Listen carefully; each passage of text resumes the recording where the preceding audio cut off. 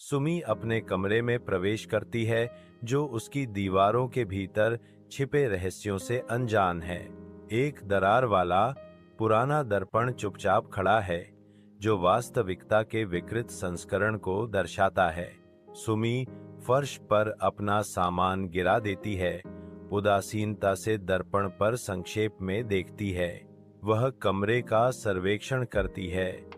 उसके चारों ओर एक अजीब सी शांति छा जाती है, जिससे बेचैनी की भावना पैदा होती है। चुप्पी गहरी होती जाती है, क्योंकि सुमी कमरे की बेचैनी भरी शांति का भार महसूस करती है। सुबह की हल्की रोशनी में नहाते हुए सुमी की आंखें खुलीं और उसे अपने बेडरूम के परिचित आश्रय का स्वागत किया। वह उठती है और दर्पण के सामने खड़ी होती है। उसकी निगाहें अपने ही प्रतिबिंब से मिलती हैं। एक मौन संवाद शुरू होता है।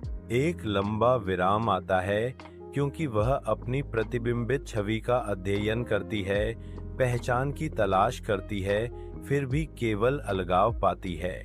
सुमी के ऊपर एक अजीब सी बेमेल भावना छा जाती है, क्योंकि वह खुद को उस व्यक्ति के साथ सामंजस्य बिठाने में विफल रहती है, जो उसे वापस घूर रहा है। उसके होंठ हिलते हैं, अनकहे शब्दों से अंतर को पाटने की कोशिश करते हैं, लेकिन दर्पण जिद्दी रूप से मौन रहता है।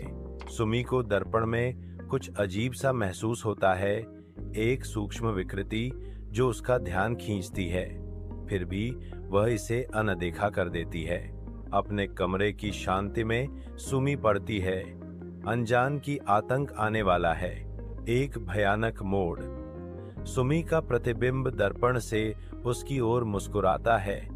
उसके चेहरे का क्रूर उपहास। घबराहट छा जाती है, क्योंकि सुमी भागने की कोशिश करती है, लेकिन दरवाजा बंद हो जाता है, जिससे उसकी किस्मत तय हो जाती है। दर्पण से सुमी उभरती है, जबकि असली सुमी अंदर फंसी हुई है। उसकी मूक चीखें अनसुनी हैं।